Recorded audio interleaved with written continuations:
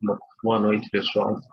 Enquanto o pessoal vai entrando, a gente pode ir conversando um pouquinho a respeito do que a gente já estudou. Semana passada, nós fizemos praticamente uma live em que a gente estudou um pouco sobre o passe, né?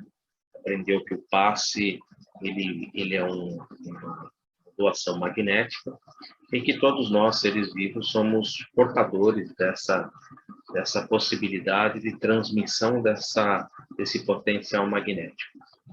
A gente aprendeu que a ciência aqui da Terra, ela estuda, né, esse processo magnético de transmissão de energia e dá ao nome a esse processo, dá-se o nome de bioenergia.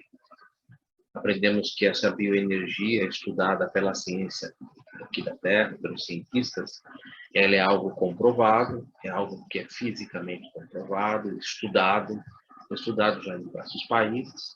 Vemos que há um estudo, o primeiro estudo foi feito no Canadá, depois há um estudo mais aprofundado desenvolvido nos Estados Unidos e o último foi feito numa universidade de Portugal, em Lisboa, e esse de Portugal está em português de Portugal, fica um pouco mais fácil da gente acompanhar.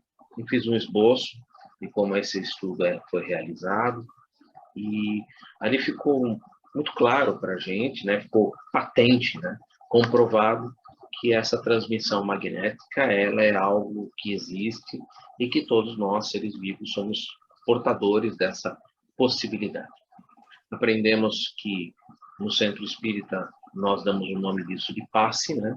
E que na ciência isso é tratado como bioenergia direta, transmissão direta de energia. Aprendemos que no Centro Espírita nós temos água fluidificada ou qualquer líquido fluidificado, a gente utiliza normalmente a água, mas poderia ser qualquer líquido, né?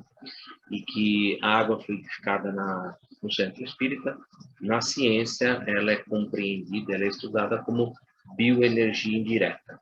Ou seja, a direta é a imposição das mãos, doação direta. E a indireta seria a magnetização da água, né? Fluidificação ou magnetização da água. Fizemos esse estudo, apresentei para vocês diversos slides, e André Luiz mesmo, do próprio Livro dos Espíritos, do próprio Livro dos Médiuns, dando um embasamento filosófico, baseado na doutrina espírita. Lógico, volto a dizer, dentro da doutrina espírita nós temos o passe e nós temos a água fluidificada. Quando a gente passa para o estudo científico, a gente tem ali a bioenergia direta e a bioenergia indireta.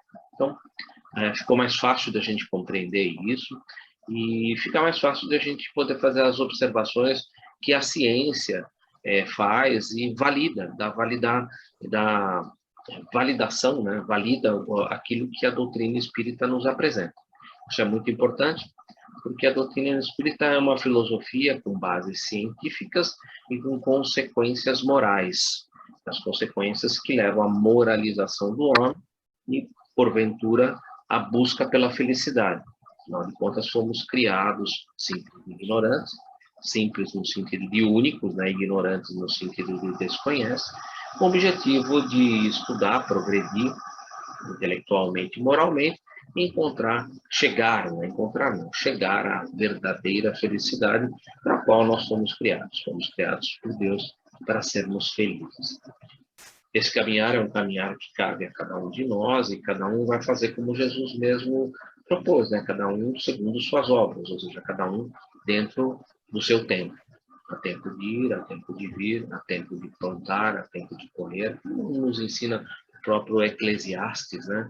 Então, esse tempo é um tempo de cada um. A gente deve respeitar o tempo de cada um, mas todos aqueles que estão um passo adiante, como Jesus ensina, sempre ajudar aqueles que estão um passo atrás, para que todos possam chegar ao mesmo destino, chegar ao destino da felicidade. Esse é o objetivo. Então, semana passada, a gente abriu o capítulo 13, lógico, no final do capítulo 12, nós tivemos ali a libertação de Iracema e de Irene, que estavam obsediando o filho de Saldanha, Jorge, né? E tanto Iracema quanto Irene, nesses dois casos, eles já foram reconduzidos, né, pelo nosso irmão Gúbio, para que pudessem ser atendidos e feito o trabalho, né, de reintegração, né, de acolhimento e reintegração, para que eles pudessem continuar dando continuidade no seu processo de desenvolvimento, na sua libertação. Já o nosso irmão Jorge, ainda ele encarnado, se encontrava preso no manicômio, numa cela do manicômio, em que ele ali, por aquilo que Gúbio já nos tem ventilado, ele ainda não colocou isso como claro, ele vai tornar isso claro nesse capítulo, né? Ele ali se encontra condenado por um crime que ele, nessa existência, não havia cometido. Porém, pelas circunstâncias e pelos fatos que foram apresentados por outros, levaram ao juiz, de frente às provas, de todos aos atos, né, a tudo que foi apresentado pelo juiz, né, os fatos, né, o juiz ali proclamou uma sentença condenatória, baseado naquilo que lhe apresentaram, baseado nas provas e nos fatos que lhe foram apresentados. Porém, nós sabemos que houve ali uma manipulação, né, desses fatos, houve uma manipulação de todo esse trabalho acusatório, né, e que induziu ali o nosso irmão o juiz a proclamar essa sentença, nós de frente àquilo que ele possuía. Ele trabalhou daquilo que ele possuía. Porém, nós vamos ver nesse capítulo 13 que há no íntimo dele, na consciência íntima dele, que ele sente que algo não parece muito claro, não parece muito certo. E isso, a sua consciência fica ali apontando que há possibilidade de algo não estar muito certo. E a consciência toda hora fica ali demonstrando esse ponto. E o nosso irmão, Rubio, ele vai trabalhar junto com esse irmão que é tratado no livro como juiz. Ele não foi dado um nome, ele não foi nominado, né, o juiz, ele foi apenas tratado pelo cargo que ele ocupa, juiz, né? E nesse intrincado meio, nós vamos ver que há ali personagens que estão ligados tanto a Margarida, quanto ao próprio Saldanha, quanto a própria Irene e a Iracema, ou seja, é um intrincado rol de possibilidades e de pessoas que agora ocupam lugares diferentes e que em encarnação anterior ocupavam outras posições e que agora vieram, estão em posições diferentes, com o objetivo de se reorganizarem, de se restabelecerem, estabelecerem equilíbrios para dar continuidade no seu processo evolutivo. Então, o capítulo 13, hoje, ele vai fazer uma reunião onde nós vamos ter ali o nosso irmão André Luiz, Eloy e o irmão Rubio como instrutor, e diversos outros irmãos que vão estar ali presentes nessa reunião, muitos deles em desdobramento. O que significa isso? Essa reunião vai ser realizada de madrugada, à noite, de madrugada. E todos esses que estarão ali reunidos com o Rubio, André Luiz e Eloy, eles estarão ali momentaneamente afastados do corpo físico, num processo que nós estudamos já nesse livro, quando a gente passou lá no capítulo 6 ou 7, quando nós falamos de desdobramento. Então, um processo que já é conhecido por nós, e que é aquele processo que nós todos realizamos à noite, quando desejamos, né? Deixamos ali o nosso aparelho físico e parcialmente libertos, nós vamos estar ligados pelo cordão de prata, né? Aqui na cabeça da coluna, né? E ligados pelo cordão de prata, nós vamos poder nos afastar do aparelho físico e interagir no mundo espiritual. É um capítulo muito interessante, traz algumas coisas que merecem a nossa reflexão, e conforme a gente for caminhando dentro do capítulo, eu vou fazendo algumas reflexões que eu acho importantes, e vou apresentando. No final, lógico, a gente vai abrir para a gente dialogar um pouco sobre isso. É um capítulo muito interessante. Eu não sei se a gente consegue fazer ele todo hoje, mas há possibilidade, sim. E se a gente conseguir, ótimo, a gente, semana que vem, já iniciamos o capítulo 14, damos continuidade no nosso estudo. Porém, antes de iniciar, já somos 8 horas e 12 minutos, eu acredito que a maioria de nós já está aqui presente, né?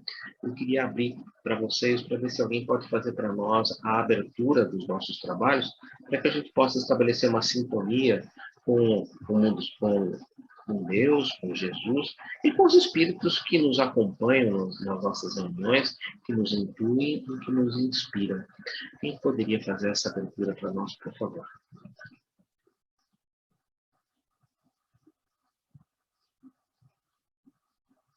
Eu faço, Edu. Agradeço.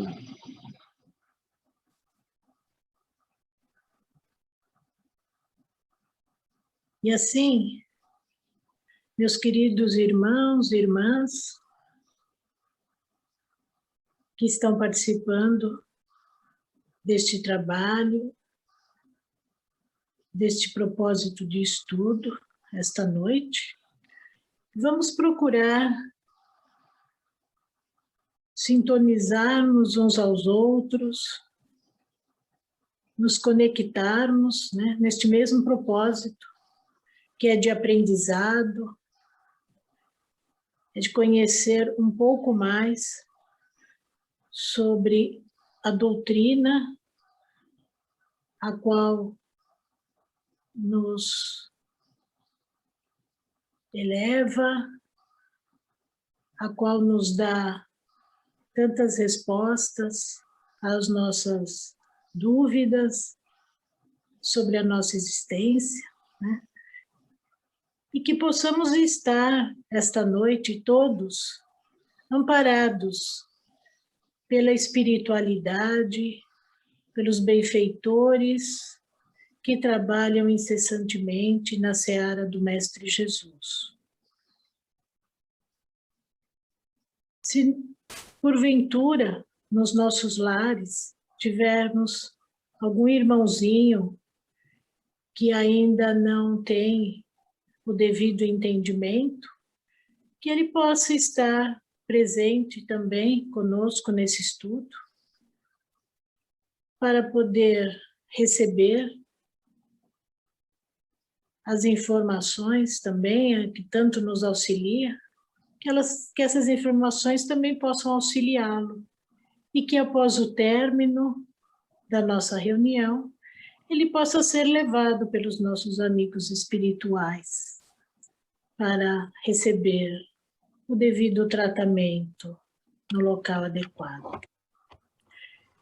E assim, então, com a proteção dos nossos mentores, dos nossos anjos guardiões, vamos pedir a permissão para iniciar o estudo desta noite com a prece que Jesus nos ensinou. Pai nosso que estais no céu, santificado seja o vosso nome, venha a nós o vosso reino e seja feita a vossa vontade, assim na terra como no céu. O pão nosso de cada dia nos dai hoje, perdoai as nossas ofensas, assim como nós perdoamos aqueles que nos têm ofendido. Não nos deixeis cair em tentação, mas livre e guarde-nos de todo o mal. Que assim seja. Graças a Deus. Obrigado, Miriam. Vou compartilhar a tela com vocês, só um segundo que eu quero abrir. Aqui.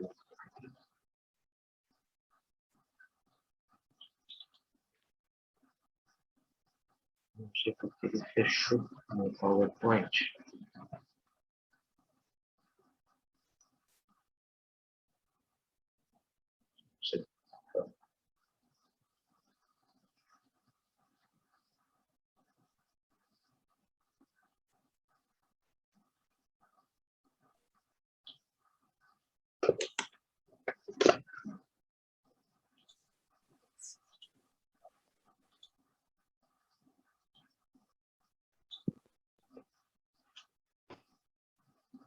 No caso do Eu acredito que deve estar visível para todo mundo, né? Vou dar uma passada rápida nesses primeiros slides, né? que é aquela primeira parte que nós já estudamos, né? Já vimos que Alencar, ele é o irmão de Margarida e é perseguidor da neta, né? Que é a filha de Irene, a neta do nosso irmão Saldanha, né?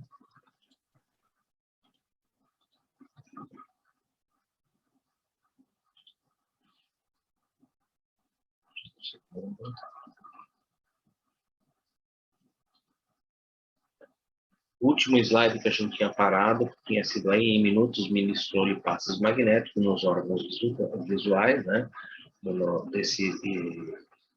Passando alguns minutos, né? O irmão Alencar retirou-se algo cambaleante em direção ao seu aposento.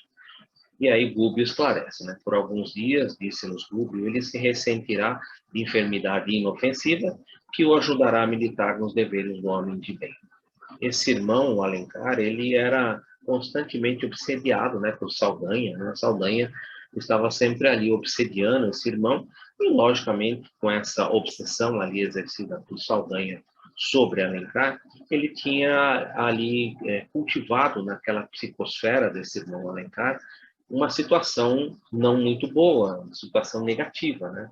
E essa situação negativa da psicosfera de Alencar fazia com que outros espíritos, na ausência da Saldanha, se aproveitassem daquelas brechas e forçassem mais ainda o processo obsessivo sobre esse irmão, contundindo, levando à prática, né, que ele estava ali, como nós vimos, né, ele estava ali, de certa maneira, bêbado, né, ele tinha acabado de ingerir álcool, não se encontrava bem, né, ele não se encontrava em sintonia consigo mesmo, né. Então, esse processo dessa energia radiante que o nosso irmão Gubbio proporcionou ali a Alencar, foi como se fosse, vamos dizer assim, um passe, né? Por isso que a gente descreveu, um passe, né? Que limpou a psicosfera do nosso irmão Alencar para que ele pudesse pensar um pouco melhor, para que ele pudesse ter possibilidade de se equilibrar consigo mesmo. Esse era o objetivo desse ato, né? Praticado ali pelo nosso irmão Gubbio, né? Percebendo toda essa estrutura que levou ao desequilíbrio de Alencar. Nós estudamos o passe na semana passada, então vou passar praticamente direto sobre tudo isso daqui, porque tudo isso já foi visto. Finalizamos com esse último slide. André Luiz, em várias de suas obras, nos relata mais de uma modalidade de passe. Porém, há de se considerar que os desencarnados que se dedicam a esse trabalho, pela sua evolução, têm condições de examinar o organismo do paciente por dentro, a fim de adotar as maneiras mais convenientes de aplicar o passe, coisa que para o médium, para nós aqui, o médium passista, ainda é impossível, né? Retornando ao nosso estudo, né? Então, agora vamos dar continuidade, ou seja, o nosso irmão Alencar, ele já voltou para a cama, ele já está lá no leito dele, dormindo, ele não vai participar desse processo, né? Ele vai participar desse processo, mas em desdobramento. Então, retornando, André, logo após passamos ao apartamento privado do juiz. Apartamento privado é o quarto, né? O quarto onde o juiz se encontrava. O magistrado repousava sobre o leito macio, mas mantinha-se acordado, muito conturbado. Mostrava a mente inquieta e flagelada.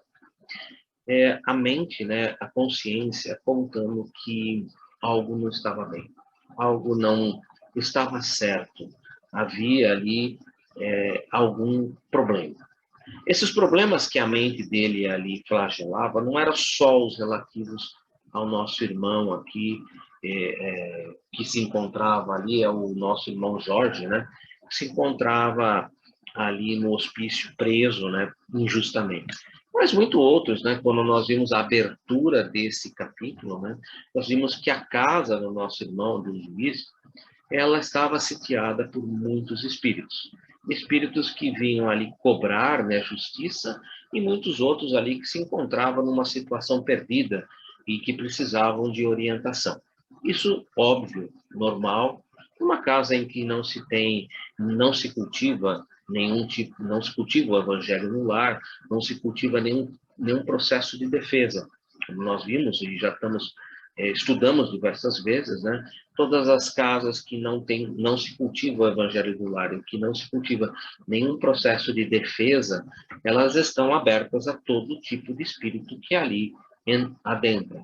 O mesmo caso da Margarida, que ela estava obsediada, e aí também nós estudamos já lá no capítulo 11, né? Por que aquilo ocorria naquela casa, né? Porque não se havia nenhuma prática, né, do evangelho no lar, não se havia o cultivo da oração, então era realmente uma porta aberta. E aqui, da mesma maneira, né, a casa do nosso irmão Luiz é uma porta aberta. Ali se congregavam irmãos de todos os tipos, inclusive muitos já desencarnados, e que vinham ali cobrar justiça, e que outros que vinham ali perdidos pelas inconsequências das obras e dos atos. Então, a mente dele, de certa maneira, ficava inquieta e flagelada exatamente pela quantidade de energias, né, que se circundavam a residência do nosso irmão. Públio colocou-lhe as mãos sobre a fronte do juiz, atormentado, dirigindo-lhe a intuição para as reminiscências do processo. Ou seja, energia radiante que Públio ali processa, né, sobre o coronário do nosso irmão, para que ele pudesse ter intuição das reminiscências do processo. Intuição é um conhecimento que você possui, né, interno, né? Você já possui aqueles conhecimentos, você já possui a consciência daquilo, você está sendo apenas ali, de certa maneira, revigorando aquele pensamento, relembrando aquilo que se passou, né? Em que Jorge for implicado. Notei que os olhos do juiz exibiam modificada expressão, ou seja, como se voltados internamente, porque é o processo da intuição, né? Internamente olhando para dentro, né? Poderíamos dizer que contemplávamos cenas distanciadas, com indizível tortura. Via Jorge, mentalmente, e lembrava-lhe as palavras veementes, afirmando inocência. Ou seja, relembrava os momentos ali do processo, do julgamento, em que Jorge veementemente falava: eu sou inocente, eu não participei de toda essa trama pela qual estou sendo acusado. O instrutor recomendou-me tornar a investigação psíquica e voltei a pousar a mão direita, a destra, né, sobre o cérebro dele. A imagem ela é muito clara, né? Nós temos ali atrás, lógico, eu não consegui representar desencarnados, né? Mas nós temos ali Gúbio trabalhando e agora André Luiz também captando a sintonia mental, se colocando em sintonia, para que ele pudesse fazer melhores descrições daquilo que estava se passando. É o objetivo da obra, né? Então, André Luiz ali está como um repórter do mundo espiritual, além dele estar aprendendo, ele está nos trazendo aquilo que é possível traduzir em palavras daquilo que ele sente, daquilo que ele vê, daquilo que ele vivencia. Óbvio, muitas coisas ele não consegue traduzir em palavras, porque não há como se expressar, não há como fazer um comparativo daquilo que ele vê, daquilo que ele presencia, com aquilo que nós temos no mundo físico.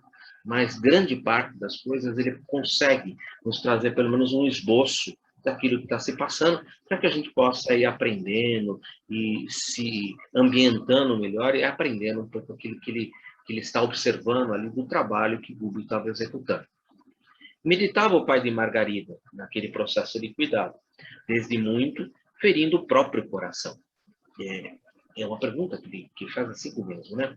Anos haviam transcorrido sobre o crime obscuro. Entretanto, conjunções adversativas são muito importantes quando a gente está analisando uma obra, principalmente Emmanuel e André Luiz, porque há sempre uma introdução e normalmente uma conjunção adversativa, que avisa para você, olha, algo vai ser acrescentado, algo vai ser substituído, algo vai ser incrementado. Então, sempre que tem uma conjunção adversativa, numa leitura de uma obra de André Luiz ou de Emmanuel, é importante parar e, se possível, retorne ao início para que você perceba qual vai ser o incremento, qual vai ser aquilo que vai ser retirado ou qual vai ser implementado a mais. Anos haviam transcorrido sobre o crime obscuro. Entretanto, o assunto lhe revivia na cabeça, qual se a memória lhe impusesse tirânica e desapiedada por estranho padecimento moral. Que motivos o levavam a rememorar semelhante peça judiciária com tanta força? Pensava ele, o juiz, consigo mesmo. Não conseguia explicar por que fortes razões lhe recolhera a filha, Lia, introduzindo-a no próprio lar. Percebem? Ele condena Jorge, mas ele recolhe Lia, que era filha do casal e que é neta de Saldanha, no seu lar. Tudo bem que ela se encontra ali recolhida no lar do juiz como uma serviçal, ela serve como uma serviçal no lar do juiz. Mas ele não conseguia consigo mesmo compreender por que fortes razões lhe induziam, né, a recolher essa criança, né, porque na época ela era uma criança, agora ela já é uma jovem, mas recolhida ao próprio lar. Recordou que o sentenciado perdera a assistência dos melhores amigos e a própria esposa suicidara-se em pleno desespero. A Irene, né, nós já vimos que ela já foi liberta, né, e está agora em processo de evolução, dando prosseguimento no seu processo de desenvolvimento. No entanto, por que reter-se naquele caso sem importância?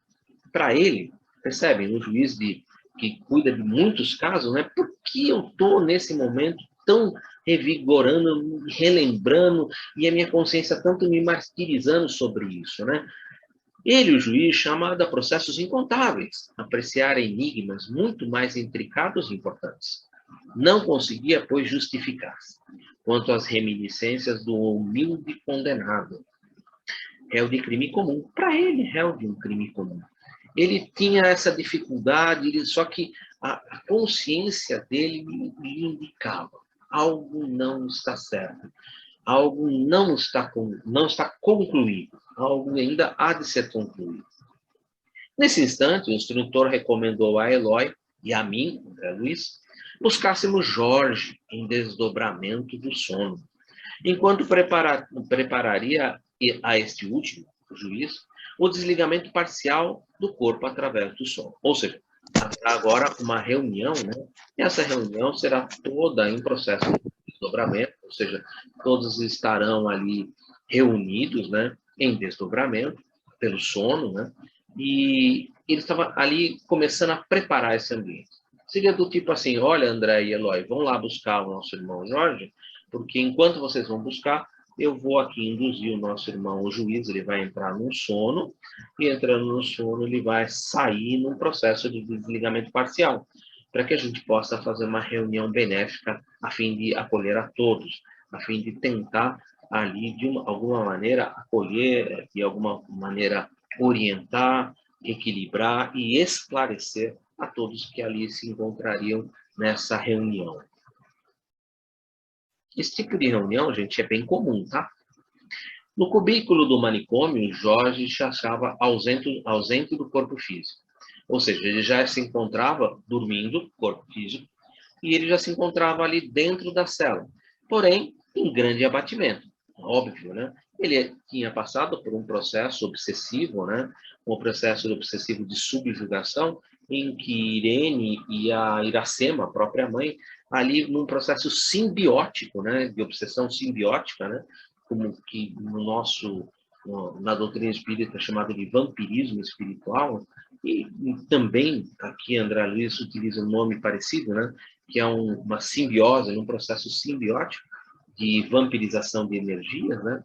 Então, esse irmão passou muitos anos ali obsediado, subjugado, e num processo de vampirização espiritual. Então, em grande abatimento, com grandes perdas energéticas, agora não mais obsediado, tanto Irene como Iracema já foram recolhidas e já estão passando pelo processo de reencaminhamento, mas ele ali ainda em grande abatimento. André Luiz, administrei-lhe ao organismo perispiritual recursos fluídicos reparadores. Não se trata aqui de ectoplasma, nós estamos falando aqui de energia radiante. Estudamos lá no capítulo 100, lembram? Que no mundo espiritual, aqui nós chamamos de ectoplasma, ou bioenergia direta, ou bioenergia indireta, ou magnetismo, magnetização da água, passe magnético. Isso tudo é doação de ectoplasma. Tudo isso daí é ligado a ectoplasma. Porém, aqui ele está aplicando energia sobre o perispírito, e é um espírito aplicando sobre o perispírito. Então, isso é chamado de energia radiante, é o termo que é utilizado.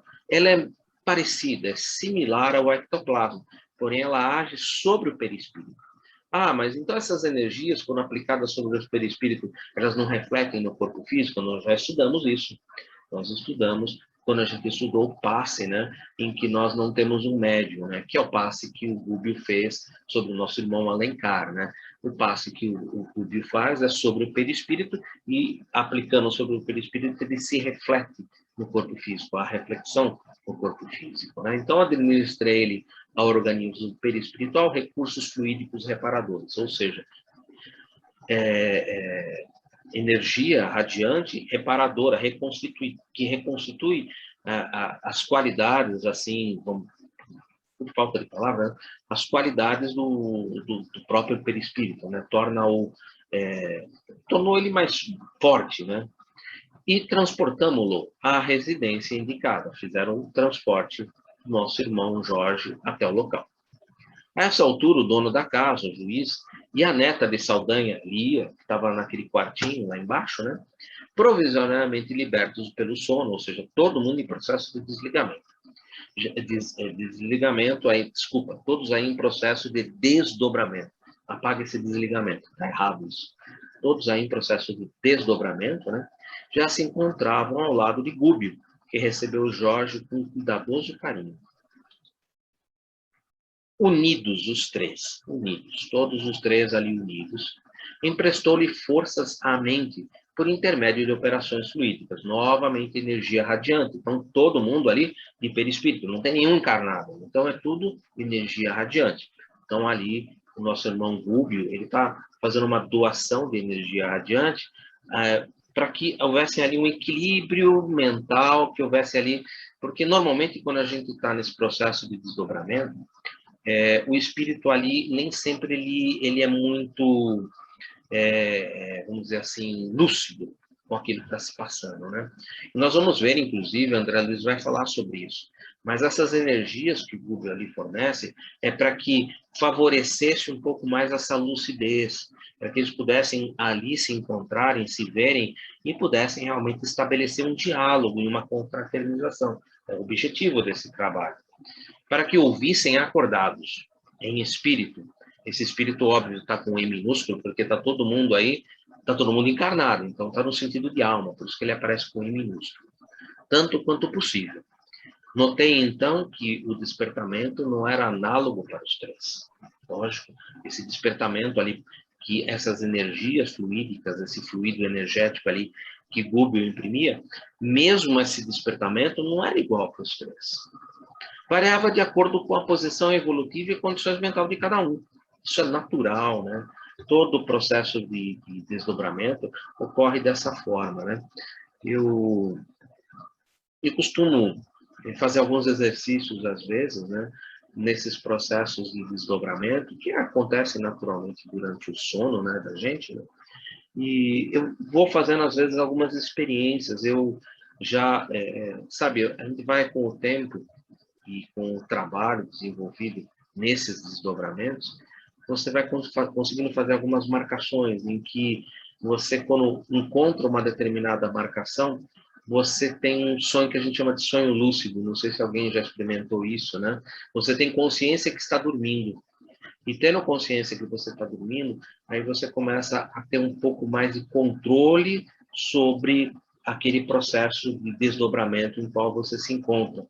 Você consegue aproveitar melhor as circunstâncias, você consegue gravar melhor tudo aquilo que está ao seu redor, tanto que quando você acorda, você mantém e traz praticamente tudo aquilo que você conseguiu amealhar, conseguiu juntar, enquanto você estava ali naquele processo de desdobramento lúcido. É difícil, eu vou dizer assim que eu já consegui umas 10 ou 12 vezes esse tipo de condição, assim, até os dias de hoje, né? Ou seja, desde os momentos que eu comecei a treinar um pouco sobre esse desdobramento lúcido, né? Existem algumas escolas que ensinam esse tipo de desdobramento lúcido E um dos institutos que fazia isso era um instituto fundado pelo Valdo Vieira, que era um instituto de projeciologia e conscienciologia, que eles fazem esse estudo e que ensinam você como fazer uma projeção consciente. Esse desdobramento, ele também é chamado de projeção astral, né? Essa projeção astral consciente. Existem, então, esses estudos, existe um livro, né, inclusive escrito pelo Valdo Vieira, uma bibliona desse tamanho, azul, de capa azul, né? Projeciologia e conscienciologia, e que ensina você a fazer essas projeções conscientes. Você vai, vamos dizer assim, aprendendo, né, a fazer essas projeções de maneira a que elas se tornem mais lúcidas e que você possa ter ali um aproveitamento maior, né? Então, é um trabalho que quem quiser depois se dedicar, é uma possibilidade. Eu mesmo já, como comentei com vocês, já consegui fazer mais de 10 vezes esse tipo de situação de controle. Não é assim, tão assim, difícil, né? Dá para fazer. E tem técnicas. Esses livros ensinam essas técnicas. Óbvio, fechando esse parênteses, isso não faz parte, né, do nosso estudo, não está dentro da doutrina espírita. Valdo Vieira era parceiro de Francisco Cândido Xavier, inclusive há livros, né, em que Francisco Cândido Xavier escrevia as páginas pares e o Valdo escrevia as páginas ímpares. Depois eles juntavam os dois e estava pronto o livro, de tão ligado que eles eram. Só que o Valdo Vieira ele foi mais para o campo da ciência. E ele achou, então, por prudência, né, que ele se afastasse, né, da doutrina espírita, já que ele se aprofundou na área mais científica. Então, eu sempre trato isso como um parêntese, como eu coloquei aqui, porque é a área científica de estudo da doutrina espírita.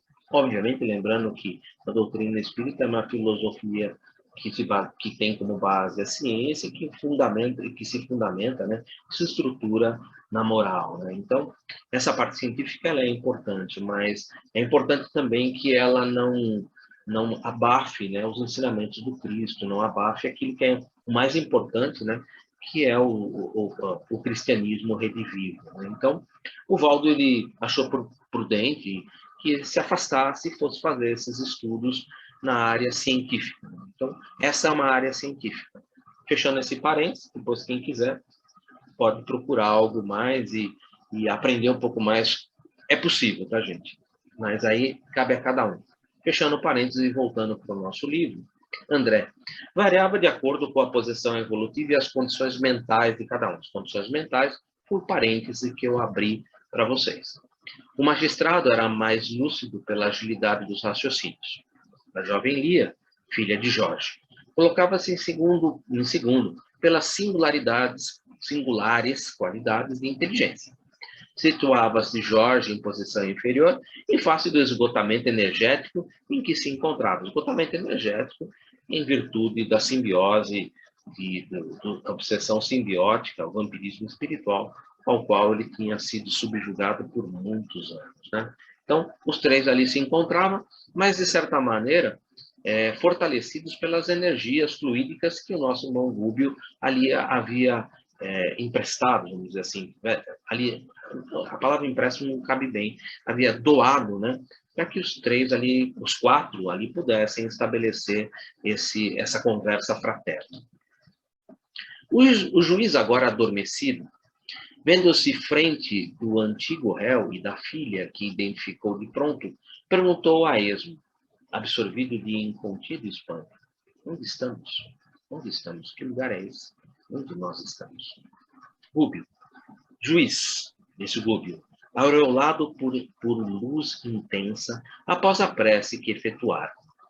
Eu achei interessante colocar isso, porque é a segunda vez que, pela prece, né, o nosso irmão Rúbio faz aquela ligação mental com Deus, né, que pensar orar, pensar em Deus, aproximar-se de Deus, colocar-se em comunicação com Deus. Então, essa prece que eu aqui não descrevo, mas ela está no livro, né, esse momento de prece, no Rubio, ele fez essa ligação mental. E todas as vezes que ele fez essa ligação mental, inclusive no último capítulo, quando ele trabalha sobre Jorge, Irene e Iracema, antes de começar o trabalho, ele faz a prece, que ele inclusive pede para a Saldanha se ele podia fazer a prece em voz alta, né?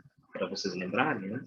E ele se mostra na sua grandeza espiritual. Todas as vezes que ele faz isso, o seu aparelho, o seu perispírito, ele se mostra na sua grandeza espiritual, como ele é visto no mundo espiritual.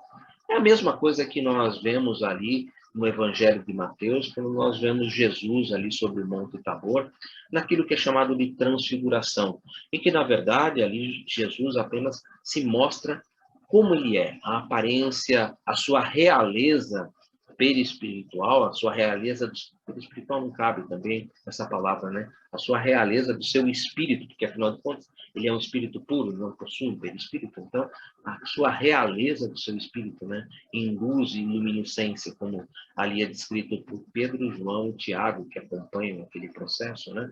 Então aqui é algo similar, né? Após a prece ele se mostra na sua verdadeira condição espiritual, seu perispírito ali, como ele coloca, aureolado por luz intensa, né? Congregávamos em teu próprio lar, congregamo-nos em teu próprio lar, para uma audiência com a verdade, Búdio falando para o juiz. O juiz escutava perplexo e observando a presença de Jorge, na sala inquiriu aflito, né?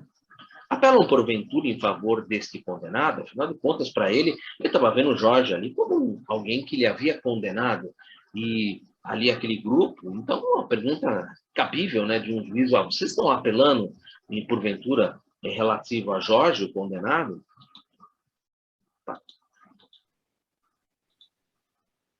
Rubio, sim. Não acreditas que esta vítima, aparente de inconfessável erro judiciário, já tenha esgotado o cálice do martírio oculto? Olha que colocação importante de Rubio, né? Já, de certa maneira, alertando ao juiz, olha, há algum problema aqui, né, de erro judiciário, e ele já está há algum tempo passando por um processo ali de esgotamento, né, esse esgotamento pelo qual ele está passando. O caso dele, porém, permanece liquidado, isso é o juiz falando, né? Eu fui o juiz da causa. Consultei os códigos necessários antes de emitir a sentença. O crime foi averiguado. Os laudos periciais das testemunhas condenaram o réu.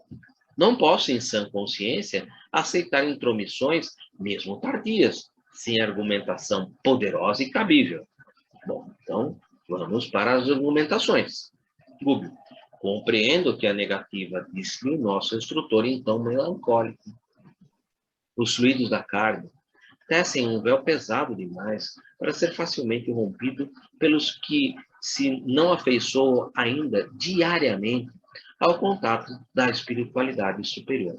Ou seja, do tipo assim, olha, juiz, o problema é o seguinte, teu lar aqui, realmente, você não prega a prece, você não tem o hábito do evangelho no lar, então, realmente, é muito difícil você receber alguma intuição, alguma inspiração mais pontual, que possa lhe ajudar a pontuar melhor os seus atos, as suas atitudes.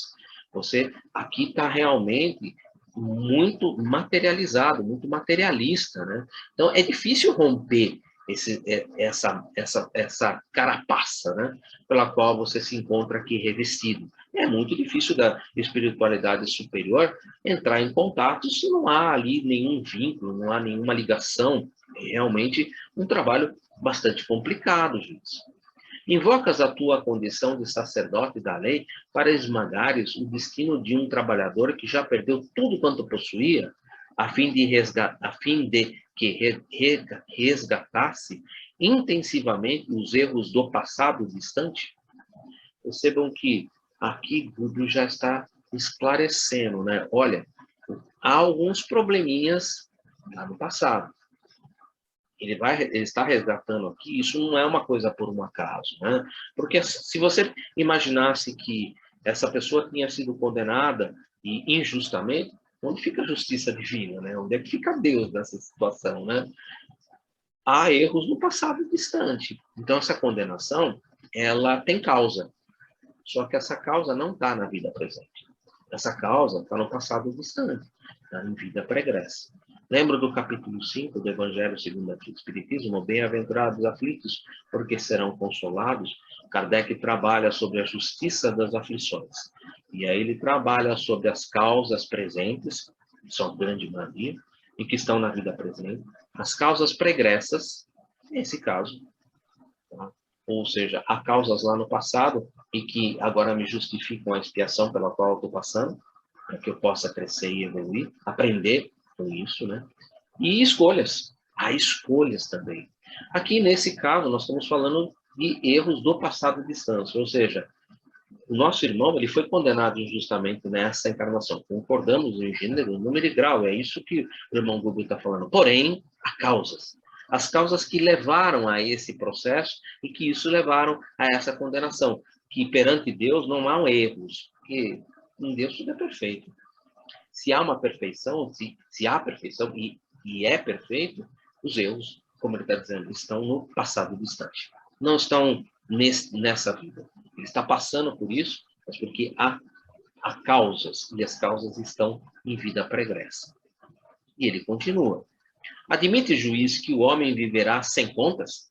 Ainda mesmo aquele que se supõe capacitado para julgar o próximo em definitivo? Não julga, né? Não julgueis para não ser julgados, pois com o julgamento com que julgais, sereis julgados, e com a medida com que medis, sereis medidos. Acreditas haja o teu raciocínio acertado em todos os enigmas da cena? Em todos eles? Terá agido imparcialmente, sem se deixar levar pelo interesse pessoal, sem se deixar levar muitas vezes pelo orgulho, ou mesmo o egoísmo.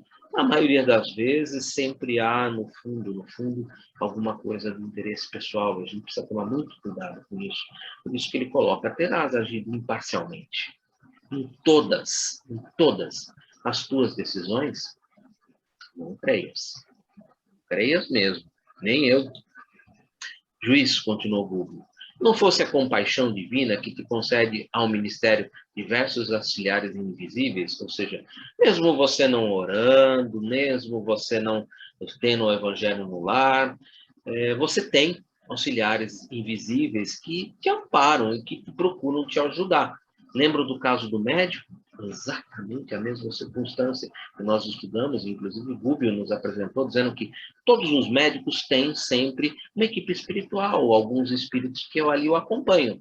Porém, há necessidade de se vincular a essa equipe para que você possa receber inspiração e intuição. Lembra do caso do médico ali, que foi atender a nossa irmã Margarida? É exatamente a mesma circunstância em que Gubbio agora nos apresenta. Se não fosse a compaixão divina que te concede ao ministério diversos auxiliares invisíveis, ou seja, temos aqui espíritos que trabalham junto de você, como o médico tinha ali aquele irmão que trabalhava com ele, amparando-te as ações por amor à justiça que representas e as vítimas dos teus erros involuntários, das paixões obcecantes, daqueles que te cercam, não te permitiriam a permanência no cargo. Você já imaginou se não tivesse ninguém aqui para te ajudar?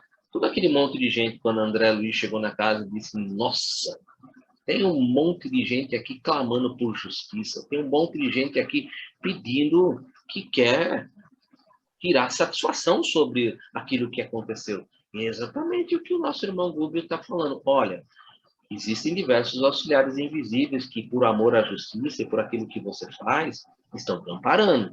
Mas mantenha a compostura. Teu palácio residencial mostra-se repleto de sombras. Bom, acabei de falar sobre isso no início do capítulo. Sem hábitos da prece e meditação, aquilo que eu já toquei no assunto também. Únicos recursos através dos quais poderias abreviar o trabalho de esclarecimento que te assiste. E olha que colocação que, se eu escutasse isso, eu também ficaria muito apreensivo.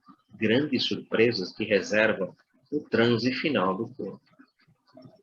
Ou seja, é melhor você ir se preparando, é melhor você começando a ter o hábito da prece, da meditação, procurar mudar os seus hábitos, para que você possa granjear amigos, para que você possa desenvolver a gratidão de outras pessoas, para que elas possam te dar testemunho e possam te ajudar. Porque, inclusive, durante esse testemunho, durante esse processo de gratidão, de amparo que você vai fazer, você vai abreviar o trabalho de esclarecimento de muitos que estão aqui à tua volta. Mas, sem fazer isso, grande surpresa te reserva o transe final do corpo.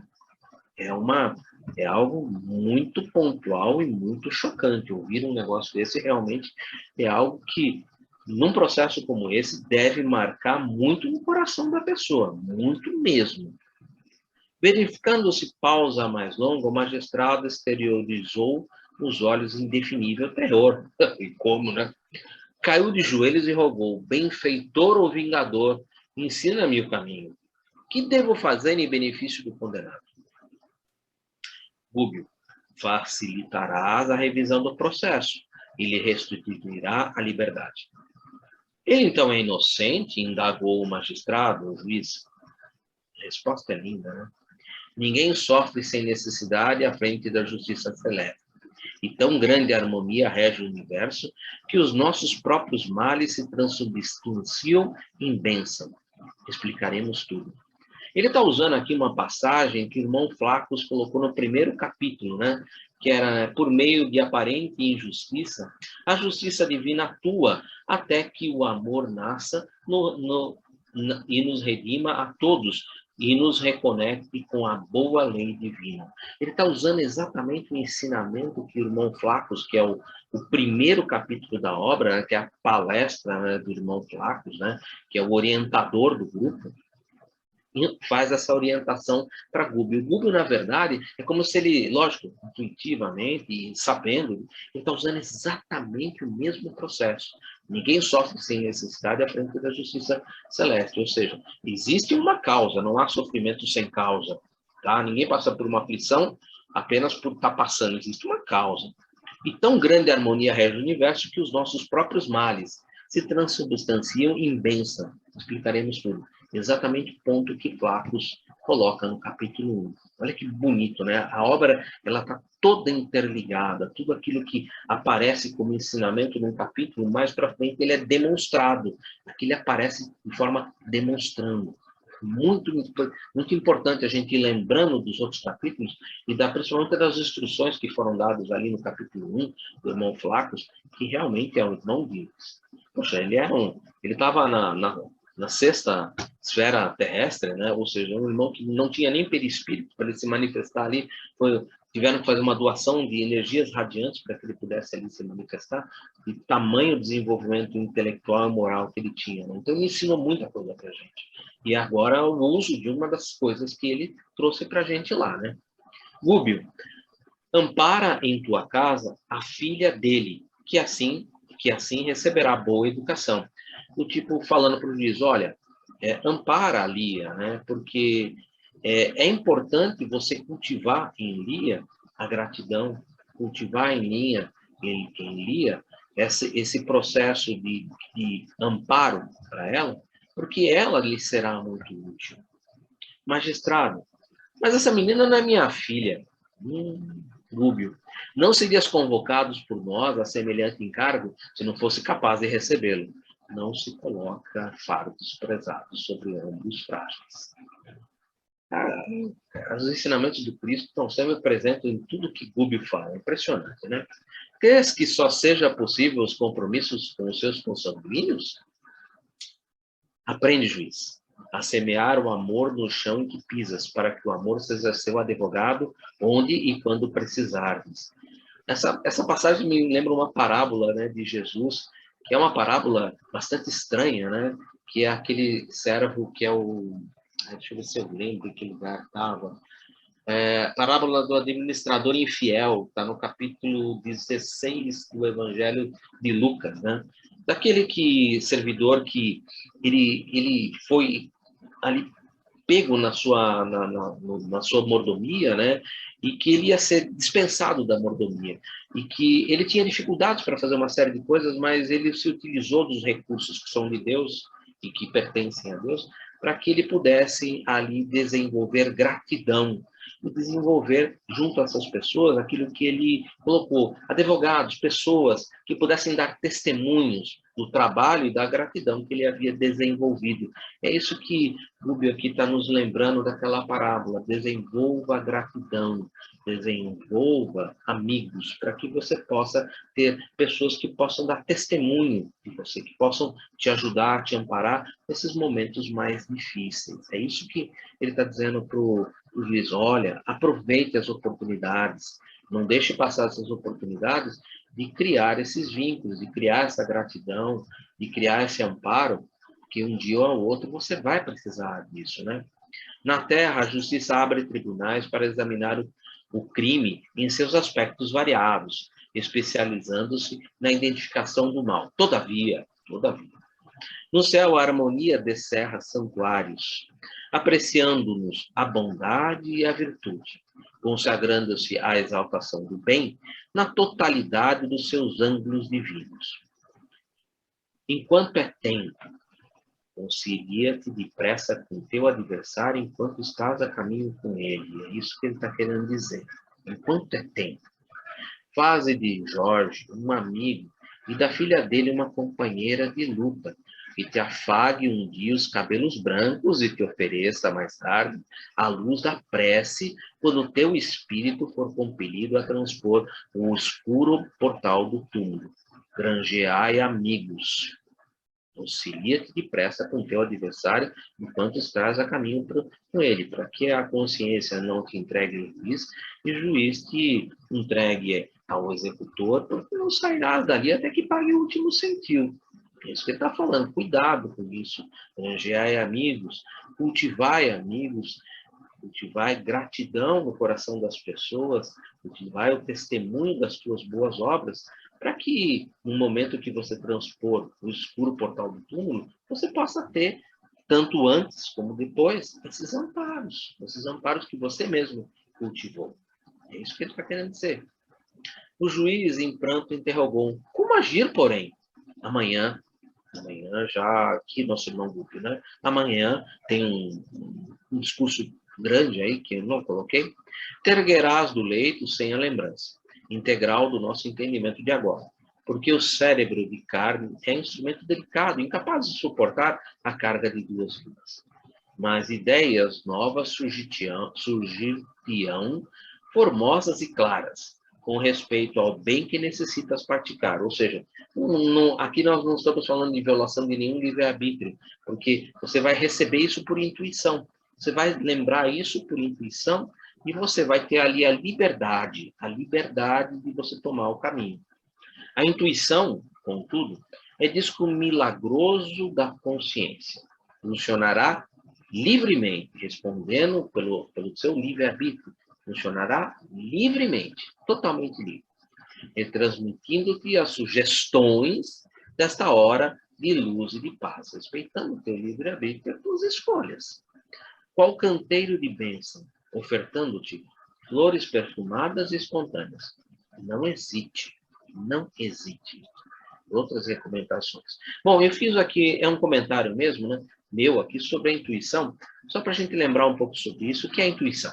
A questão 459 do Livro dos Espíritos é mais fácil para a gente entender, né? As entidades reveladoras disseram a Kardec que os espíritos influem em nossos pensamentos e nossos atos, muito mais do que imaginamos, de tal ponto que, em geral, são eles que nos dirigem. Essa influência em nosso pensamento é o que nós denominamos intuição.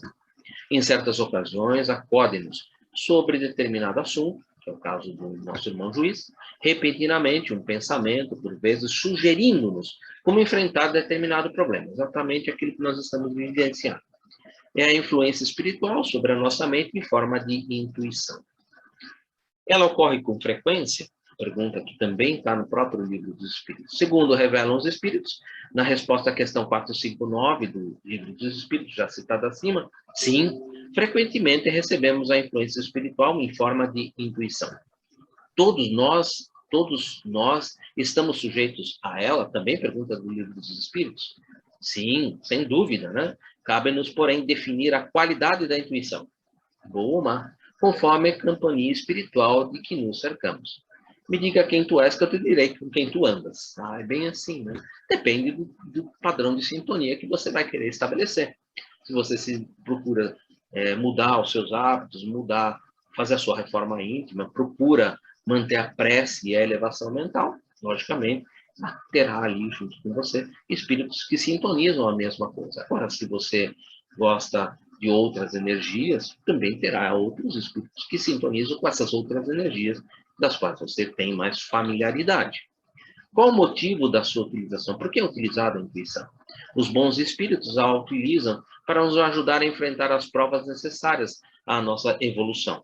Os maus procuram, através dela, nos induzir à prática de atos que nos prejudicam e atrasem a nossa evolução. Tudo isso está no próprio Livro dos Espíritos. Eu apenas condensei, né, para que a gente fizesse essa avaliação, né, não deixasse passar isso em brancas nuvens, né, porque às vezes essa condição da intuição ela fica um pouco obscura, né, um pouco obnubilada, né, quando você lê aquela questão assim, mas eles influenciam muito mais do que a gente pode imaginar, e de certa maneira te dirigem, né. O problema é, me diga com quem tu és, que eu direi com quem tu andas, né. O problema é sintonia. Depende das sintonias, muito depende das sintonias. Isso fica muito claro. Voltando, então, para o nosso livro, fechando parênteses. Gúbio, chegando nesse momento, não permitas que o cálculo te abafe o impulso das boas obras. Ou seja, não deixe que o materialismo, não deixe que o orgulho, o egoísmo, e principalmente a raiz de tudo isso, o interesse pessoal, te abafe, né, esse impulso das boas obras. No coração hesitante, o raciocínio vulgar luta contra o sentimento renovador. O raciocínio vulgar é exatamente o meu interesse pessoal, aquela postura de orgulho e de egoísmo que às vezes sobressai, né? Então, ele está pedindo para, olha, não hesite, ouça seu coração. Sujando-lhe a corrente límpida com o receio de ingratidão ou ruinosa obediência aos preconceitos estabelecidos. Os preconceitos são os grandes problemas, né? Os grandes problemas. Diante de Saldanha, que acompanhava a cena demonstrando invisível alegria, Jorge e a filha trocavam olhares de júbilo e esperança. O magistrado contemplou os pensativos, mas Gúbio, examinando-lhe o pensamento, tocou-lhe a fronte de leve e falou em voz firme. Gostarias que me expressasse a respeito da culpabilidade do réu, a fim de que tua consciência de julgador consolide certos pontos de vista, já esposados no processo a que nos reportamos. Do tipo assim, eu percebo que você ainda tem ali algo que, como um juiz, julgador, como você é, muito materialista, tem problemas. Então, vamos tentar te acolher nesses problemas. Gúbio, em verdade, quanto ao delito de que é presente acusado, Jorge tem as mãos limpas, ou seja, esse delito, ele não é culpado. Ele foi condenado injustamente. Entretanto, essa conjunção é perfeita, né? Porque sem ela, fica parecendo que Deus condena e permite uma condenação de alguém que não tem uma causa. Isso não existe, né? Então, entretanto, essa conjunção adversativa, se não tivesse aí presente, nossa, a gente teria se perdido completamente. Mas, entretanto, a existência humana é como precioso tecido, de que os olhos mortais apenas enxergam o largo avesso. Nos sofrimentos de hoje, solvemos os débitos de ontem.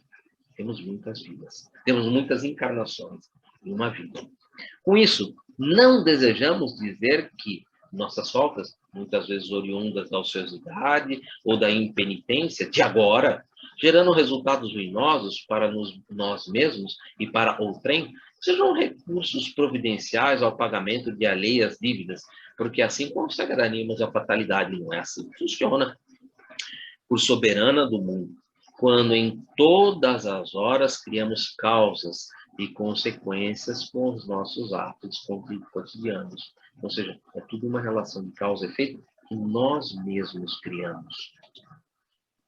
Jorge, que aqui não se encontra em reclamações, e sim trazido por nós para benéfico entendimento, liberou certa parte do pretérito culposo, ou seja, a causa está lá no pretérito, e certa parte já foi libertada. Há algo, ainda há muitas coisas. Não vai ser o objeto do estudo dessa obra, mas ele deixa bem claro, certa parte do pretérito culposo. Gúbio, a essa altura, fez grande pausa em suas elucidações, fixou o interlocutor e prosseguiu com um tom grave de entonação. Agora eu vou te explicar. Juiz, por agora, trazes a mente subjugada, dominada pelo choque biológico de retorno à carne. Ou seja, ela está obnubilada, ela está obscurecida com o passado distante. Você não lembra do passado. E não poderia seguir-nos a exumação, a escavação do passado recente, da vida anterior. Já te auscultei, já te investiguei, no entanto, nos arquivos mentais e vejo os quadros que o tempo não destrói. O que é isso, lembram? Nosso irmão Google é médium clarividente, ele consegue ver no perispírito as marcas do passado. Ele consegue, pelas marcas e por tudo aquilo que fica gravado no nosso perispírito, ele consegue ver o passado das pessoas. Característica de um médium clarividente. Desvendando o passado. Né? Agora, então, já que o juiz quer saber tanto da causa, vamos então trazer essa causa. Público. No século findo, detinhas a posse de extensa faixa de terra e te orgulhavas da posição de senhor de dezenas de escravos. Problema, né? Jorge de hoje era ontem teu escravo, embora nascesse quase sobre o mesmo teto que te assinalou os primeiros choros. Era teu servidor, perante os códigos terrestres. E irmão consanguíneo, olha aí, relacionamentos fora do casamento, né? Não obstante, afagado por outra mãe. Nunca lhe perdoaste semelhante aproximação, considerada em tua casa aviltante, humilhante, ultraje ao nome familiar. Preconceito típico do orgulho da posição de senhor de dezenas de escravos, típico da condição da época, típico da condição que ele se impunha a si mesmo naquelas condições. Chegados ambos à tarefa da paternidade, teu filho de ontem e de hoje, o próprio Alencar, percebe? Novamente como filho. Transviou-lhe a filha do pretérito, e de agora Lia, filha, neta de Saldanha, filha de Jorge, percebe? Tudo intrincado, tudo fechado. E quando semelhante amargura sobreveio, com menosprezo supremo para um lar cativo e triste, né, de escravidão ainda, né, com muito segregação, né, determinasse medidas condenáveis, que culminaram no insofreável, no incontido desespero de Jorge em outros tempos, o qual, desarvorado e semilouco, não somente roubou a vida ao corpo do teu filho Jorge, filho novamente, que lhe invadira o santuário doméstico, mas também a própria existência, suicidando-se em dramáticas circunstâncias. Ou seja, tudo novamente se fechando numa nova encarnação para que tentassem ali se reequilibrar. Tudo no mesmo lar, todos se aproximando, de certa maneira, para que um pudesse organizar o outro e se reequilibrarem. Processo de reequilíbrio natural. Todavia, nem a dor, nem a morte apagam as aflições da responsabilidade que só o regresso à oportunidade de reconciliação consegue remediar. Ou seja, somente reencarnando e tendo o esquecimento do passado e essas novas oportunidades para essa reconciliação. A reconciliação nos deixa mais leves, pois para ela acontecer precisamos primeiro jogar fora todo o orgulho lá do passado, do senhor dos escravos, né? E aqui te encontras de novo diante do condenado, junto do qual sempre te inclinastes à antipatia gratuita do passado, e ao lado da jovem a quem prometeste amparar por filha muito querida ao coração. Uma reflexão importante, que essa é eu que coloco, né? Que é referente a tudo que a gente viu até aqui, né? O instrutor procurou demonstrar que apenas apreciamos a existência humana sob a restrita ótica da matéria, desta vida que nós encontramos encarnados. O esquecimento do passado não nos permite uma ideia completa de nossa existência como um todo. Apenas vemos o presente. Por isso, às vezes, Muitos se consideram injustiçados devido à incapacidade de entender a unicidade da existência humana através das sucessivas reencarnações. Os corpos são outros, mas a vida é uma só. A vida é aquela que é nos dada por Deus. Nós só temos uma vida, mas nós temos muitas encarnações. E essa unicidade das existências é que cria o nosso caráter, que cria a nossa personalidade. Jorge era inocente no crime pelo qual fora injustamente apenado pela lei dos homens naquela existência física. Todavia, conforme esclareceu Rubio, estava resgatando o débito contraído em existência pretérita, em que matar e se suicidar. Seria o caso de os que desconhecem os mecanismos da reencarnação e da lei de causa e efeito dizerem que Deus escreve certo por linhas tortas. Na verdade, porém, era a justiça divina que se cumpria, não é por linhas tortas, mas por linhas retas, porque tudo está dentro da bondade e da beneficência, da clareza do soberano Criador. Nada acontece sem o consentimento dele, e tudo está vinculado à lei de causa e efeito, e à misericórdia divina que ampara e que trabalha sobre todo esse processo de reconciliação, de religamento, de prosseguimento no processo evolutivo e libertador. Né? Trabalha, meu amigo, vale-te dos anos, você ainda tem anos pela frente, porque Alencar e Lia serão atraídos à bênção do matrimônio. Olha só, né? Quer dizer que Alencar, ele vai realmente ali se melhorar, se você também proporcionar isso, né? E ele vai ser atraído pela bênção do matrimônio. Age enquanto pode, né? Age enquanto está encarnado.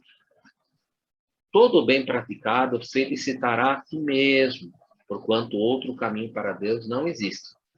Fora do entendimento construtivo da bondade ativa do perdão redentor. Fora da caridade não há salvação. Não tem jeito. É isso que ele está querendo dizer. Jorge, humilhado e desiludido, apagou o desvario deplorável, suportando o terrível martírio moral em poucos anos de acusação indébita, em prisão tormentosa, com viuvez, enfermidades e privações de toda espécie. Abalo salutar certamente marcava, fundo, o espírito do magistrado, que mostrava o semblante extremamente transformado. Vimos-lo levantar-se em lágrimas, cambaleante. A força magnética do nosso instrutor alcançara-lhe as fibras mais íntimas, porquanto os olhos dele pareciam iluminados de súbita determinação. O ponto final é apenas o início de um novo parágrafo, né? Ninguém pode voltar atrás e fazer um novo começo, mas é possível começar de novo e fazer um novo fim. Afinal de contas, o passado é imutável, mas o futuro ele é escrito no presente, nas nossas ações do presente. Abeirou-se de Jorge, estendeu-lhe a destra, a mão direita, em sinal de fraternidade, que o filho de Saldanha beijou igualmente em pranto, e em seguida acercou-se da jovem, abrindo-lhe os braços acolhedores, e exclamou comovido: serás minha filha doravante para sempre. Indescritível contentamento marcou-nos o inesquecível minuto. Rubio ajudou-os a partir na direção do interior doméstico, e quando nos dispunhamos a reconduzir Jorge ao presídio de cura, onde o corpo em repouso esperava ainda, né?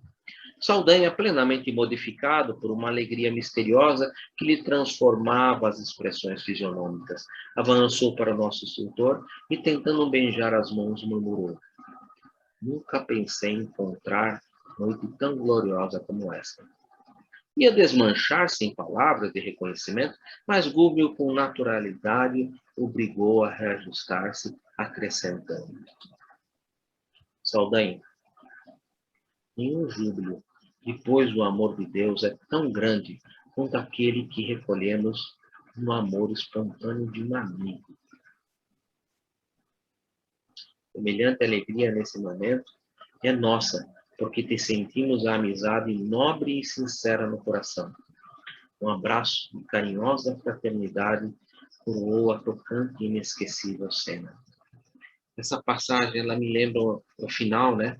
Ela me lembra uma passagem que a gente tem no Evangelho de João, no capítulo 15, Não mais vos chamo de servos, porque o servo não sabe o que faz o seu senhor.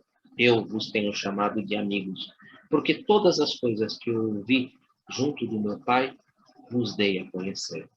Vós não me escolhestes, mas eu vos escolhi e vos constituí para que partais e produzais frutos, e o vosso fruto permaneça, a fim de que aquilo que perdides ao Pai, em meu nome, ele vos dê.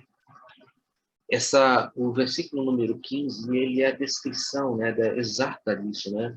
Não mais vos chamo de servos, porque o servo não sabe o que faz o seu senhor. Eu vos tenho chamado de amigos, porque todas as coisas que eu vi junto do meu Pai, vos dei a conhecer. E tudo aquilo que Gúbio aprendeu, tudo aquilo que Gúbio praticou, ele colocou para Saldanha, ensinando para Saldanha, demonstrando para Saldanha, constituindo ali um verdadeiro amigo, um verdadeiro e espontâneo amigo. É uma palavra tão linda, né? Esse amigo que...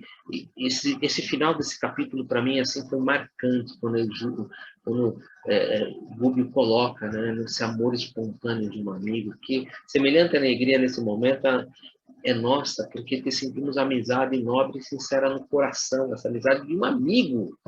Um abraço de carinhosa fraternidade coroa tocante e inesquecível. Com isso, nós encerramos o capítulo de número 13. E eu abro para vocês agora, nós encerramos 5 minutos além do que a gente, na verdade, nem 5, né? 3 minutos além do combinado, né? Que a gente vai normalmente até as 9h15.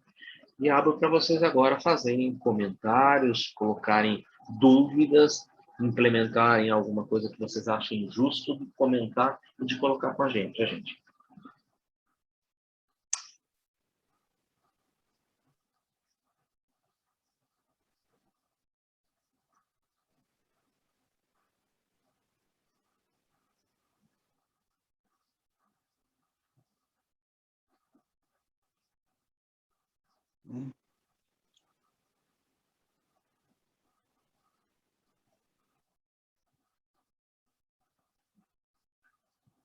Márcia, esse capítulo você chegou a desenvolver mandando para mim uma parte dos slides. Você notou mais alguma coisa que você gostaria de comentar com a gente? Não, não foi esse, foi o anterior. Ah, Eu fiz uma palestra, foi o anterior. Eu achei que era desse daí, que era no Não, 12. foi o 12. Algo que você queira comentar? É o amor incondicional deles, né? De todos os que estão amparando o magistrado na espiritualidade, né? Como eles... qual é a palavra? Eles não julgam, né? Eles não têm um julgamento porque errou. Eles querem ajudar. Eles estendem a mão para todos melhorarem, né? Todos melhorarem, independente do que tenha feito ou não. Quem está na espiritualidade a serviço, se você olhar desde o livro Obreiros da Vida Eterna, eles têm isso, essa característica, todos eles, né? Não querem só eles progredir, eles estendem a mão para ajudar o próximo ou não, que é o caso do Gúbio, né? Você vê muito isso no Gúbio. Jesus não veio para o Ele céu. não quer ajudar só a Margarida, que é filha dele, né? Ele quer ajudar todo o conjunto. É isso que me chama muita atenção nesse livro. Ele está fazendo um processo de libertação de um grupo todo que está há muito tempo unido, que está há muito tempo patinando, reencarnando, voltando, reencarnando, voltando. Ele está tentando fazer um processo que liberte a todos, que ofereça a todos uma possibilidade de recomeço. É muito importante. E nós estamos já praticamente no capítulo, indo para o capítulo 14, semana que vem é o capítulo 14, e já uma boa parte do grupo já está mais ou menos encaminhada. Mas ainda tem mais coisas para serem feitas, porque ele vai atender também a um atendimento ainda aos obsessores, que estão ali, os 60 obsessores, vai se oferecer atendimento a esse grupo. Eloy não está aí por um acaso. A gente vai perceber mais para frente que ele não caiu aí por um acaso, ele vai ser um dos atendidos. Então, tudo ali está mais ou menos, vamos dizer assim, tudo está mais ou menos ligado. E ele vai trabalhar desfazendo todas essas ligações para que eles possam dar prosseguimento no seu processo evolutivo. É um trabalho realmente muito bonito, é para a gente aprender que quando a gente faz uma desobsessão, um esclarecimento, numa sessão mediúnica ali de desobsessão, você trabalha com um, mas são muitos que são atendidos, porque aquele um tem muitos outros ligados que vão também ali ser atendidos, e a aproximação ali deles para fazer com que eles possam ali tentar ou desenvolver o equilíbrio naqueles que já estão mais preparados para isso. É um trabalho sempre em conjunto, é sempre em conjunto. É muito bonito a gente ver como a espiritualidade trabalha com tudo muito, muito bem preparado. Não é uma coisa assim de chegou lá, vou fazer. Não, tudo foi muito bem preparado. Gubel primeiro tomou ciência de tudo, tomou ciência de como estava tudo ali acontecendo, para que ele pudesse realmente, no momento certo, né, no tempo certo, agir sobre cada um deles, fazendo o processo de libertação de cada um deles. Eduardo. Oi. Boa noite. Boa noite. Então, eu estava aqui durante essa lição toda pensando que quando a gente...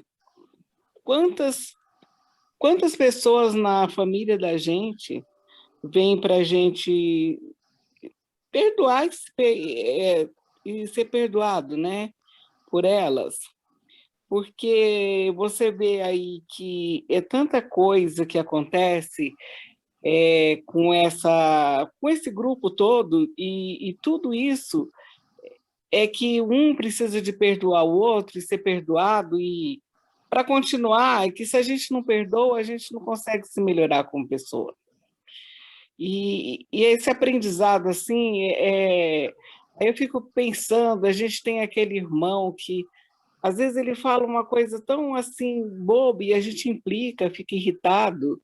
E aí eu fiquei pensando, né, quanto resgate a gente ainda tem que passar para a gente se melhorar como pessoa, né? Maria Aparecida, todos nós, né? Todos nós. Todo mundo ele prova as expiações. Mas o que é importante desse livro é mostrar que isso é libertador. Aquela palavra que você usou, né, o perdão. O perdão realmente ele é libertador, ele realmente oferece para você e para o outro a possibilidade do recomeço, né? A possibilidade de fazer um novo caminho, de trilhar um novo caminho. Então, isso é aquela libertador. pessoa que a gente... Eu acho interessante que, principalmente nessa lição, eu começo assim, a identificar aquelas pessoas que você tem aquela birra, né? Aquela, nossa, mas que pô... Assim, no meu caso, eu tenho 4 filhos, são cada um, né? Mas assim, às vezes tem aquele que você tá ali brigando com a vida, mas tem hora que você percebe que ele não está muito afim de você, e tem hora que você fala, vou largar ele para lá, mas aí de repente você fala, não, mas espera aí, hoje eu aprendendo, para mim está sendo muito bom aprender. Eu tenho assim, eu sei que eu tenho tentado melhorar um pouco, e eu vejo coisas assim que eu falo, não, mas eu tenho que me esforçar, porque se veio com o meu filho, é porque a gente tem que acordar para a vida, né? Porque senão a gente vai ter que ficar vindo e vindo e vindo, e até ver onde é que dá tudo isso, né? E eu falo filho porque assim, é o mais próximo que a gente tem, né? Porque um irmão, um tio, sei lá, alguém, um conhecido, você se distancia, porque infelizmente a gente acaba achando que é mais fácil ficar longe do que tentar se entender nessa vida, né? E que é agora que a gente tem que fazer, porque uma hora vai ter que acontecer.